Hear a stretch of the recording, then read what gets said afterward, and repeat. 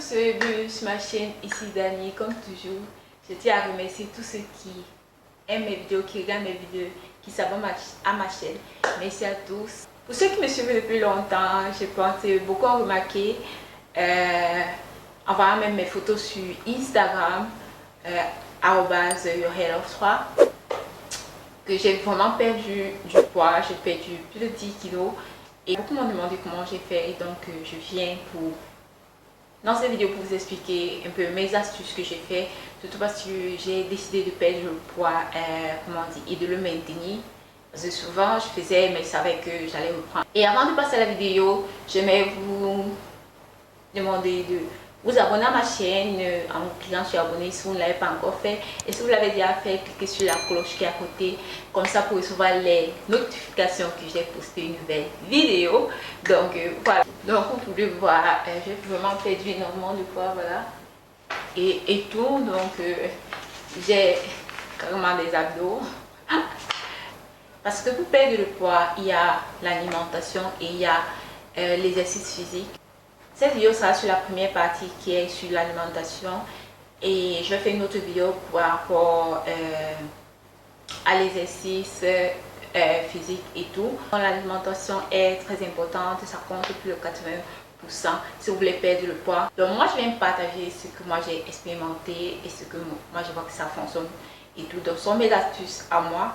Donc pour commencer et tout, vous devez comprendre que ce n'est pas un sprint, c'est un marathon. Vous devez être constant. Maintenant, si vous voulez perdre le poids, si vous pensez que vous voulez perdre le poids, genre en 2 semaines là, 2 semaines, 1 mois, maman, il y a beaucoup de diètes là, de régimes partout versés là, que ça vous fait perdre 7 kilos en une semaine, en 2 semaines. Mais sachez qu'il y aura vraiment de très grandes chances que vous repreniez ce poids là. Et je pense que si vous l'avez déjà fait, vous l'avez annoté. Moi, j'ai fait plusieurs fois ce genre de régime, mais je savais que j'allais reprendre le poids. C'était juste peut-être si je veux perdre en 2 semaines. Après, si les 2 semaines là, je m'en fous de comment mon poids est. Genre, moi, j'ai perdu 10 kilos en 6 mois.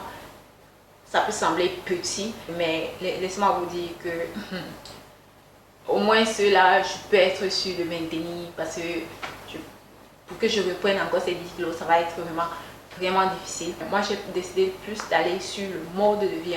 Je sais que plusieurs personnes disent ça, mais c'est vrai.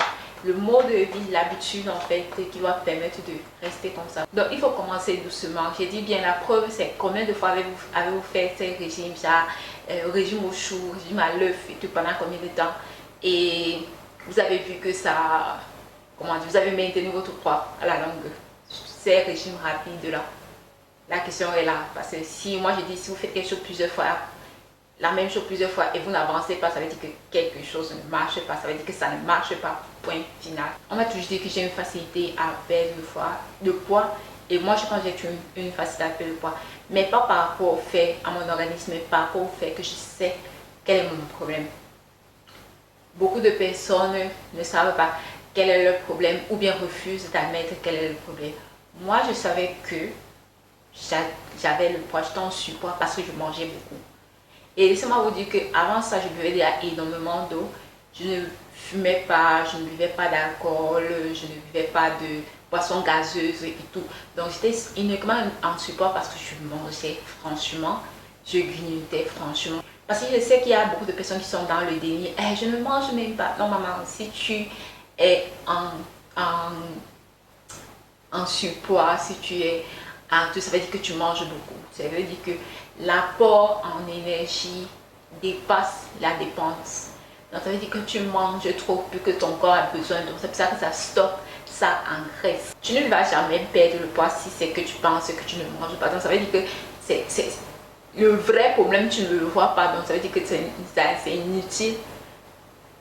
Tu ne vas pas trouver la solution. Parce que si tu ne vois pas le problème, comment tu vas trouver la solution? On prend le poids parce qu'on mange beaucoup. Tout simplement, vous mangez beaucoup, et pas forcément en termes de densité ou bien de volume, mais en termes de calories, en quantité d'énergie contenue dans la nourriture. C'est un concept que beaucoup de personnes doivent savoir, parce que ça peut sembler rien. Une barre de chocolat, c'est genre quoi, dans les 550 calories. Ça peut sembler rien, mais 550 calories, si vous comparez à un plat de riz avec la sauce, la viande et tout, vous allez voir que c'est les mêmes quantités de calories. Hein, surtout pour nous les femmes et tout, l'alimentation est le plus important parce que rien qu'avec l'alimentation, vous pouvez perdre énormément le poids. Maintenant, l'exercice physique peut vous aider maintenant à perdre plus, à augmenter la dépense d'énergie. Pour perdre le poids, il y a une seule formule et la formule est universelle. Qu'importe ce que vous faites, donc ça veut dire que votre apport en énergie doit être plus bas que votre dépense en énergie. Donc ce que vous ingérez en termes de calories, pas en termes de grammes ou bien de kilos, non, en termes de calories, c'est la quantité d'énergie contenue dans la nature, il y en a 1 gramme et tout, dans les trucs, et c'est écrit sur les paquets, la majeure partie des nourritures ont le nombre de calories pour déjà 100 grammes ou bien 100 millilitres. Je prends un exemple, si vous mangez 1500 calories et vous dépensez 2000, vous allez perdre, ça veut dire que vous allez perdre, vous êtes en déficit de 500 calories. Ce qui vous fait perdre le poids à la longue. Parce que je vais commencer dans les termes techniques, il y a d'autres personnes qui ne sont pas habituées à ces termes techniques. Si vous ne comprenez rien de tout ce que je dis, la chose, si vous voulez prendre une seule chose, c'est ce que je vous dis maintenant, c'est d'utiliser le petit plat. Utilisez le petit plat pour manger. Vous allez voir vraiment une énorme différence entre utiliser le petit plat et le grand plat. Vous allez réduire votre nourriture, votre quantité de nourriture drastiquement. Ça va vous sembler rien, mais c'est la règle à tout. Parce que non seulement ça, vous allez commencer à manger moins. Et plus vous mangez moins, plus votre estomac se rétrécit et moins vous aurez faim. Donc ça diminue plus votre appétit. Quand votre estomac se rétrécit, donc quand votre ventre devient plus plat, donc les signaux de famine sont assez diminués. Donc le petit plat, commencez à manger le petit plat. Vous allez manger tout ce que vous continuez à manger, mais utilisez le petit plat pour pouvoir le manger. C'est la première des choses. Commencez simplement comme ça. Au début, vous serez faim, mais vous allez voir qu'à vous habituant, vous allez vous habituer au fur et à mesure, Donc, et certaines personnes me sont assez étonnées d'avoir faim. C'est normal que vous avez faim parce que si vous commencez à manger moins qu'avant, vous allez avoir faim. Mais ça ne veut pas dire que votre corps est affamé. Non, vous êtes en train de manger le juste qu'il faut, mais vous mangez moins qu'avant. Donc, vous êtes en train d'enlever le sucre puisque vous mangez avant. Donc, vous devez connaître votre métabolisme basal. C'est la quantité d'énergie que votre corps dépense quand vous ne faites rien, quand vous êtes au repos, donc vous ne faites rien, votre corps dépense une certaine énergie parce que de toute façon, vos organes continuent à fonctionner et tout. Donc le simple fait de rester là comme ça, couché ou endormi, et il y a beaucoup de calculs, il y a beaucoup de manières de calculer ça. On calcule ça en fonction du l'âge, du sexe et de la taille. Donc pour calculer votre métabolisme basal, en fait, quand vous calculez ça, il y a aussi une autre formule qui vous permet de calculer la dépense énergétique au quotidien. Donc ce que vous dépensez en faisant moins de choses, ça dépend de comment vous êtes. Si vous êtes sédentaire, si une personne qui ne fait pas de sport, vous n'êtes pas trop active, donc ça dépend un peu. Mais on calcule toujours ça à base du métabolisme basal. Et quand c'est comme ça, quand vous allez trouver votre métabolisme basal et calculer votre dépense énergétique, donc c'est la dépense en fonction de ce que vous faites, là maintenant vous devez commencer à calculer les calories que vous mangez. En calculant les calories, parce que vous devez être en déficit, si peut-être votre dépense énergétique c'est 2000 calories, vous devez chercher à diminuer à 1500. Et quand je dis pour calculer le nombre de calories, c'est en fonction, c'est écrit sur les paquets, on donne en fonction de 100 grammes. Maintenant, vous pouvez estimer et vous surestimez. J'ai beaucoup réussi à perdre de poids, surtout parce que je surestime les calories, donc j'ai arrondi. Si je vois que quelque chose est dans les 210, 220, je mets 250, 270, je mets 300.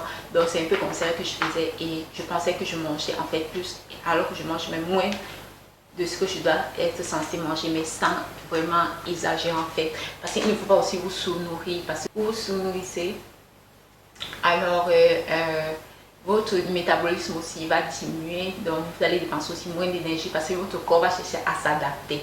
Et au fur et à mesure, c'est ça. Plus vous perdez au poids, et plus votre métabolisme va diminuer en fait. Comme j'ai dit, 1500 calories, c'est bien pour commencer. Et après, vous allez vous ajuster au fur et à mesure. Un autre point, c'est de faire vous-même vos plats. C'est en faisant vous-même vos plats. Je ne vais pas vous dire, ah, ne mangez pas ceci, on ne mange pas cela, on ne mange pas ceci, on ne mange pas cela. Moi, non, parce que pour moi, ça ne marche pas.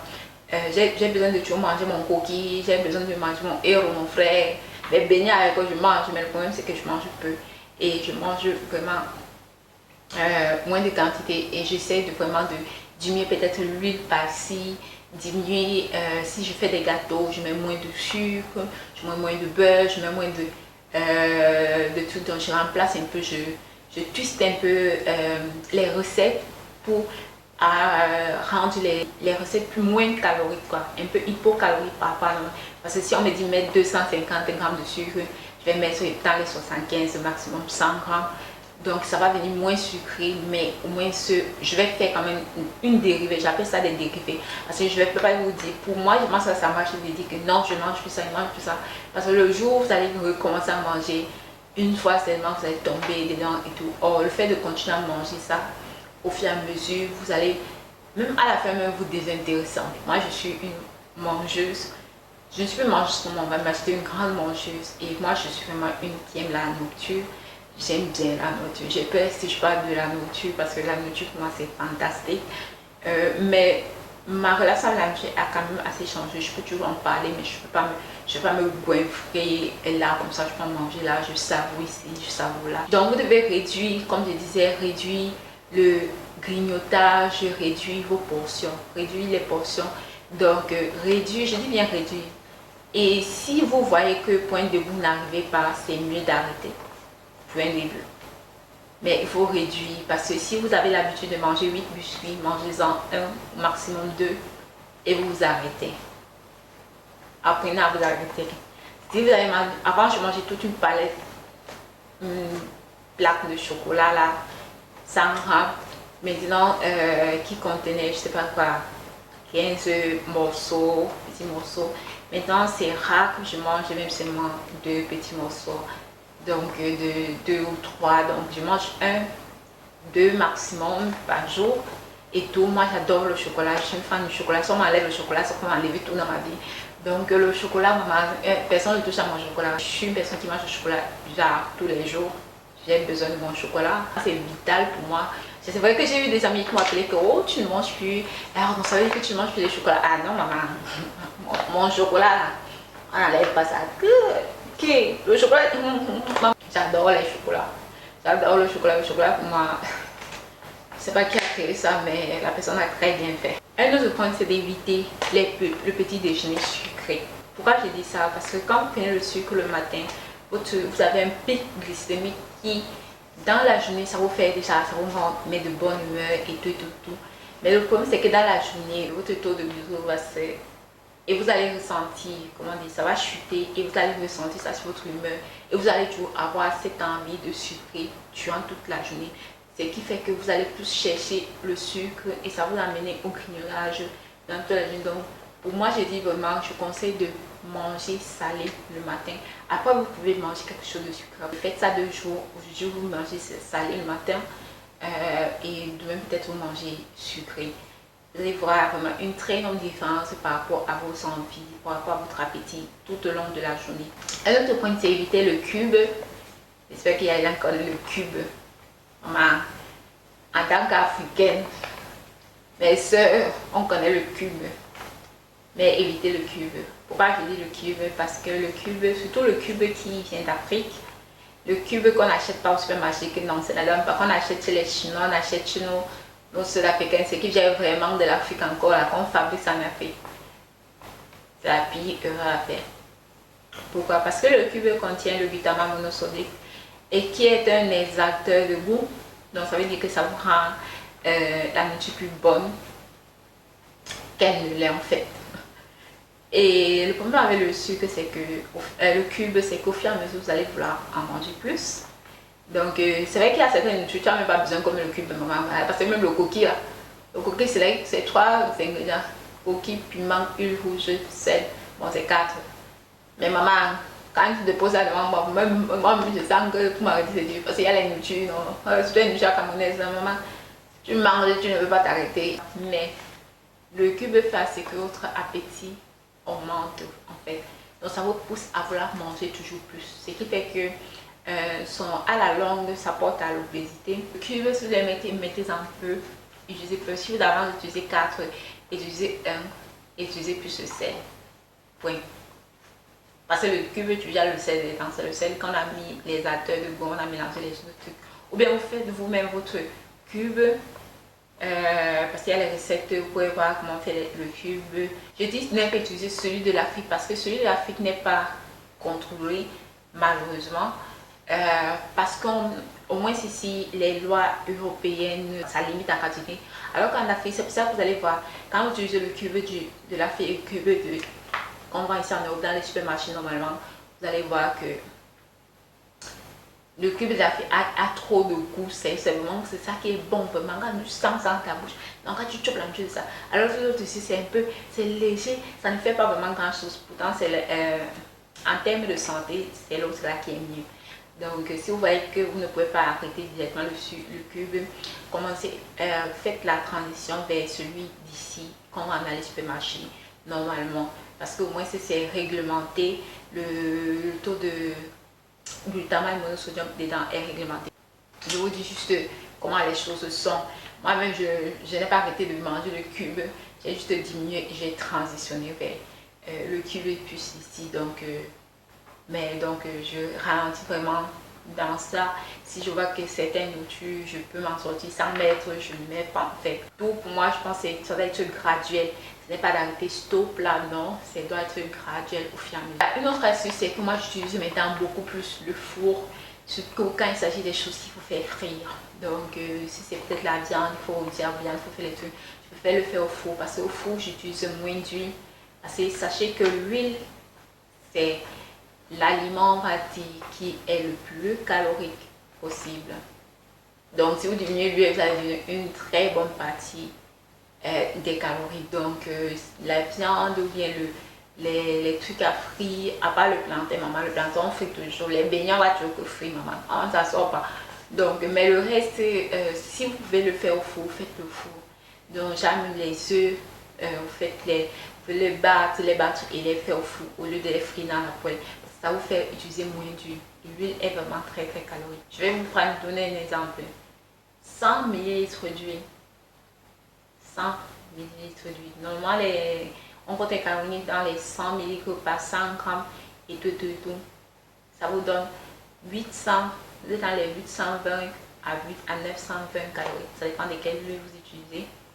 Mais seulement 920 calories. Imaginez que je vous ai dit au début, si vous devez commencer, vous devez manger 1500 calories. 100 ml, vous pensez que 100 ml c'est quoi? C'est 6 cuillères et demie d'huile. Et comme nous connaissons surtout certaines personnes et tout, j'ai vu, quand on prend la bouteille d'huile, on verse comme cela, vous avez dépassé les 100 ml. Et pour le beurre, il vient après avec ses 750 kilocalories. Maintenant, je vous dis, ça c'est pour 100 g de beurre. Donc dans les 350 à 400 calories, les pâtes et l'avoine. Donc pour 100 g en fait. Le pain vient moins parce qu'on met l'eau dedans et avec la lévitation. Donc ça vient vraiment... donc la quantité d'eau fait c'est que ça réduit le nombre de calories. Ça devient plus dense en fait. Donc après il y a les viandes qui sont bien parce que ce soit viande ou poisson, parce qu'ils ont plus de protéines et les protéines ont un effet thermogénique plus grand. Donc ça veut dire que vous dépensez plus d'énergie pour pouvoir digérer les protéines là, ce qui fait c'est que vous assimilez moins de calories en fait par rapport aux autres types de macros. Donc ici là moi je suis en train de donner le grosso modo de ce que j'ai fait et tout, parce que beaucoup de personnes m'ont demandé en mettant pourquoi on recommande de manger plus de végétaux, parce qu'ils ont plus de fibres, ça aide à l'alimentation, à la digestion, et les fibres en fait on n'est pas capable de les digérer dans le sens que on n'est pas capable de les absorber. Donc c'est pour ça qu'ils ne comptent pas en termes de kilocalories. Vu qu'ils ont aussi une capacité à absorber l'eau, c'est pour ça que ça facilite bien la digestion et ça évite que votre que la nourriture stagne dans votre ventre, parce que plus la nourriture reste dans votre ventre, plus ça vient absorber. Or, quand ça transitionne, le juste vient absorber et le reste, par là, ça va partir. Sauter le dîner et non le petit déjeuner. Ça, c'est un autre point. Bien qu'à la fin, qu'importe à quelle heure vous mangez, qu'importe à quel moment vous mangez, il n'y a pas vraiment trop d'impact. Toute la journée, vous êtes resté, vous avez mangé, vous n'avez rien mangé. Après, vous mangez 800 calories. À minuit, vous n'allez pas prendre le poids parce que vous êtes toujours en déficit. Si vous êtes censé manger 2000 ou bien vous mangez 1500 calories là, en une seule fois, vous n'allez pas prendre le poids. Non, parce que vous êtes en déficit. Mais je dis de sauter le dîner et non le petit déjeuner. Pourquoi? Parce qu'on a tendance à manger doublement plus. C'est quand à peine votre corps se réveille, c'est là où il est le plus actif, c'est là où les organes commencent à fonctionner plus rapidement, à consommer l'énergie. Et vu que vous ne mangez pas, ça va aller prendre dans ses réserves. Mais quand ça prend dans ses réserves comme ça, notre corps est vraiment fantastique parce que ça cherche à s'adapter. Ça va penser que vraiment, je suis dans une situation de crise et tout. Parce que si je m'en vais prendre dans mes réserves, ça veut dire que c'est m'aider, il y a urgence. Vous avez vu avec le corona, combien d'entre vous, quand on a repris à faire les choses, tu continues à aller au supermarché et à stocker de la nourriture, même après avoir ouvert les magasins normalement. Et c'est comme ça que votre corps va faire en fait. Dès que vous allez manger, vous allez chercher à manger plus, doublement plus, parce que votre corps va manger de 1 pour se satier, d'abord de 1, et de 2 pour remettre ce qu'il a pris. Et quand ça remet, ça va remettre avec un surplus. Pourquoi? Parce qu'on ne sait jamais quand encore je vais encore trouver la nourriture pour pouvoir manger. Ça arrive parce que c'est au début de la journée en fait. Et après vous allez manger comme ça, après le soir vous allez manger plus, vous allez voir que vous allez déborder les 2000 calories que vous mangez, vous allez manger en fait doublement plus. Après vous êtes capable de vous arrêter seul. Ça n'arrive pas le soir parce que déjà vous avez mangé en matinée, de 2 et après le déjeuner vous mangez. Donc il y a un peu qui reste un peu dans votre ventre. Et même si vous ne mangez pas le soir, le fait que la nourriture reste dans votre ventre, donc le corps peut réussir à attirer quelque chose.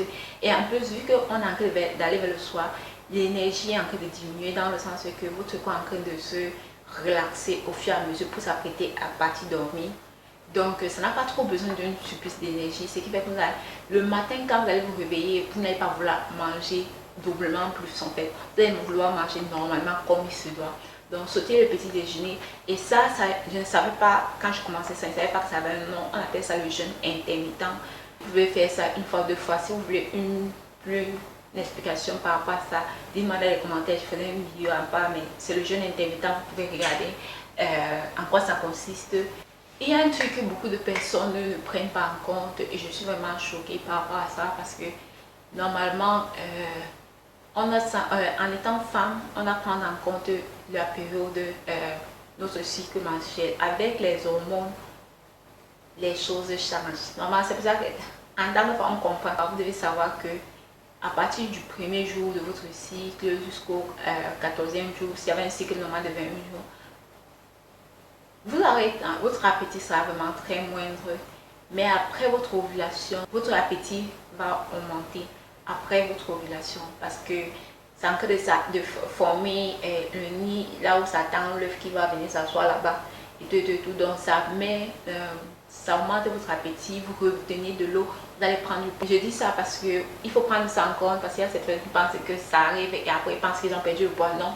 Si ce n'est que ça, vous allez le reprendre et le reprendre, donc ce n'est pas vraiment grand chose. Ou bien peut-être vous avez perdu vraiment le poids et après vous arrivez dans cette partie de votre cycle et vous pensez que non, vous n'êtes pas encore d'avancée. Non, ce n'est pas vous êtes encore d'avancée, mais il y a cette situation que vous devez tenir en compte. La vidéo était vraiment longue. N'hésitez pas à me dire en commentaire quelles sont les parties que vous voulez que j'éclaircisse le plus, que je fasse une vidéo à part, que vous êtes intéressé par rapport à ça et tout. Je vais faire la deuxième partie sur le sport. Le vrai jeu, c'est ici, dans cette vidéo, c'est l'alimentation. Donc, on va vous régler comme ça. Et vous avez vu, je ne vous ai pas conseillé de manger ça, ne mange pas ça, ceci. Non, c'est juste de réduire vraiment les portions. Contrôler la portion, moi, je pense que c'est le meilleur moyen et tout. Donc, voilà. N'hésitez pas à aimer la vidéo, à partager. Si vous avez vos soeurs, la maman qui va aussi essayer de perdre du poids comme ça peut toujours les aider. Toujours une astuce ou deux dans cette vidéo. Partagez énormément et aimez la vidéo si vous avez plu. On se prend dans une prochaine vidéo. Bye bye.